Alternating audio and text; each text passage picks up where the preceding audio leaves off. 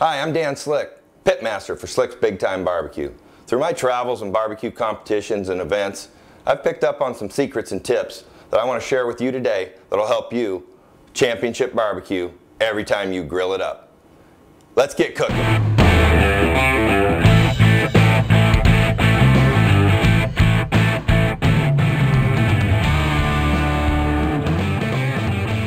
I like big butts and I cannot lie. The other butts can't deny. Hey, it's pork butts today, my favorite piece of barbecue meat. I'm using a boneless pork butt today. I like boneless over the bone-in because I feel like I get a more even cook, and most importantly, I get more rub on the meat. Now, I take the fat off. You know, coming from the fitness world for many years, I just can't leave this fat on the meat. I also don't believe you need it for the flavor that some people think. The fat is just not necessary if you have a good rub. We get this fat off of here. Many people tell me they can eat our pork butt over other ones because there's no fat in it. It's easier to digest. We're saving lots and lots of calories.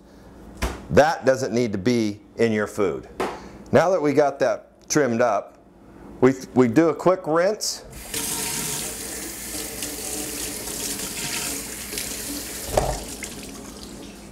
And it's ready for the rub.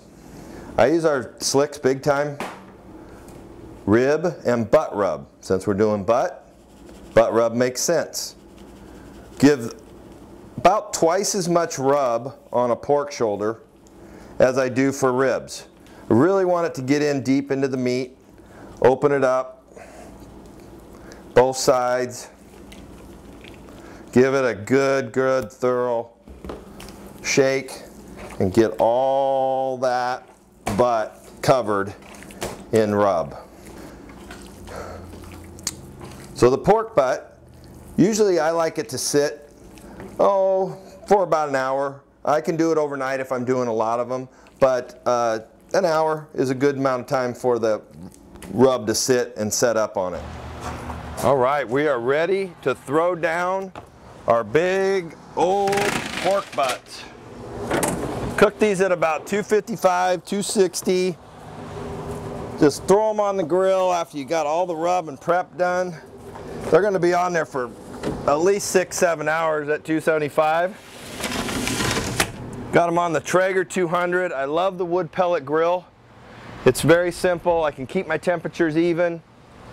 Even out here in a rainy Oregon day, we're under the cover and we're barbecuing it up. Oh my goodness, look at that. I can't even wait.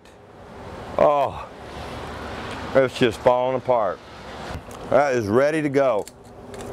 We're gonna shred this bad boy up and turn that into some pulled pork sandwiches like nobody's business. I also love to just take those pieces right off of there and eat me some burn ends. When you hear about burn ends, that's what you're talking about. That barky piece right there. Well, we just got our pulled pork butt off the grill and we're ready now to start shredding it up. So pulled pork is definitely one of our fan favorites. And as you're shredding the meat up, you just make it into bite-sized chunks. And this meat just comes apart and just falls apart, and that's why they call it pulled pork. It just pulls apart. But you gotta wait until be patient and wait till that temperature on that pork hits that 185, 190 mark. That is very important. And it just comes off, and I get the rest of the fat out, a lot of it anyway. So we keep making it a little bit leaner and a little bit leaner each time. And you can just tear these chunks off and just see it just pull apart right in your hand. Okay, we use our Slick's Big Time barbecue sauces for pulled pork. I really designed the sweet and tangy for pulled pork, but I like a little bit of the sweet and spicy in there as a flavor enhancer. I do about an 80-20 blend into about a 5-pound bag of pulled pork. I'll use about 1 bottle of sweet and tangy, about 1/4 of a bottle of sweet and spicy. So the shredded pulled pork goes into our crock pot and it cooks with the sauces for about 2 hours. And man, I love taste testing. Another thing I love about pulled pork is its versatility. When we're all done leftovers, freezer bag into the freezer, I can use it later. I can put it on pulled pork quesadillas, pulled pork breakfast burritos, pulled pork nachos, one of my favorite, a cheese pizza with pulled pork on it. Put it on a salad if you're trying to go low fat. And of course you can spruce up a hot dog, sausage dog, or a hamburger. And then last but certainly not least, our fan favorite, pulled pork sandwiches, traditional style with a little fresh coleslaw.